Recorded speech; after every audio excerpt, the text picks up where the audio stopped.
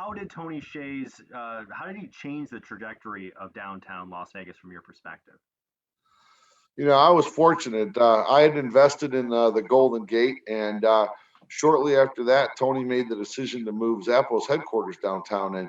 And really, what that did is it created this, I'd say, domino effect, where Zappos moved into the old city hall. The new city hall was built. A much more technologically advanced city hall. Really, I think it really helped everybody that works there, but also really, raised the bar from a city perspective. And then that spurred on a lot of other development. I mean, down Main Street, from the city hall perspective, and then really on Fremont East, because Fremont East didn't exist when I first came down here, and it really changed things over. He worked with some, changing some zoning ordinances, and really the coolest thing was Tony brought in a lot of people that were entrepreneurs and investors, and for some of them they were putting up a decent amount of money. For others, they were putting up a lot of sweat equity, and it really created a whole different vibe in downtown. And I was always such a big supporter of Fremont East. I still am, and my thought was, if these bars, these restaurants, and these other shops do well, they're going to attract more people downtown. Eventually, some of them are going to fall onto the Fremont Street experience and whatnot. So we always got along great. We never competed in any way, but we had a lot of discussions over the years about, what's the next thing, how can things get better, things like that. How can we grow? And Tony was a pretty amazing, relentless, growth orientated guy.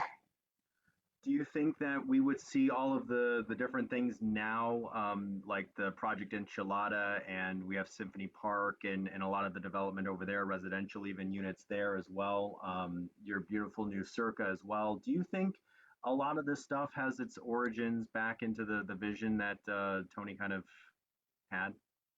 I think all the investment that took place downtown, really from let's say 2009, 2010 onward.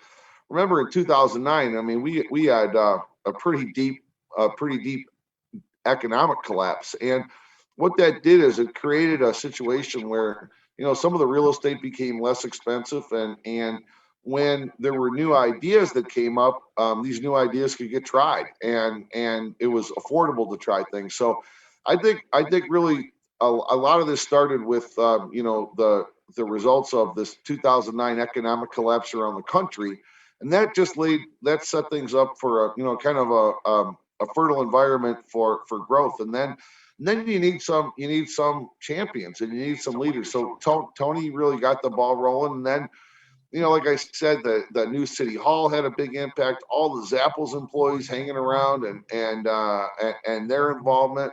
And then you have the Mob Museum, that came in. That was really a great attraction. And then, the let's say Commonwealth and Latai, and that whole culture. It was pretty cool to see everything evolve. I mean, my gosh, I'm thinking I must have gone to 100 ribbon cutting ceremonies over the years, and it was always great to see the new entrepreneurs come in. And I think everything kind of layered on top of each other.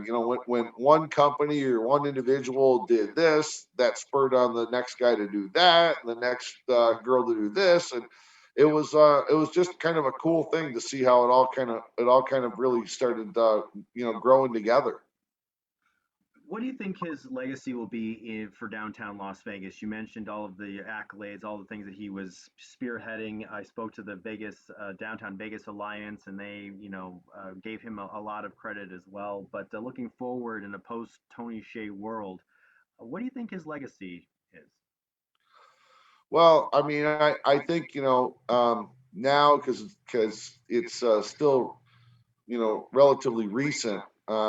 I think maybe there's a little maybe too much discussion on the last maybe 6 months of what transpired. But I mean, Tony was just a visionary. He'll have his legacy is substantial. It's massive, and I think on a long term basis, everybody's going to realize the importance of what transpired with the city hall, and then all Fremont East, and then going, all the way well past Atomic and things like that, and the impact it had on bringing people to Las Vegas and these new businesses and the recruiting of people to come to Vegas. I think his legacy is massive, and I think everyone's going to think very, very fondly, as history, as the history books write it, about what he did for Las Vegas.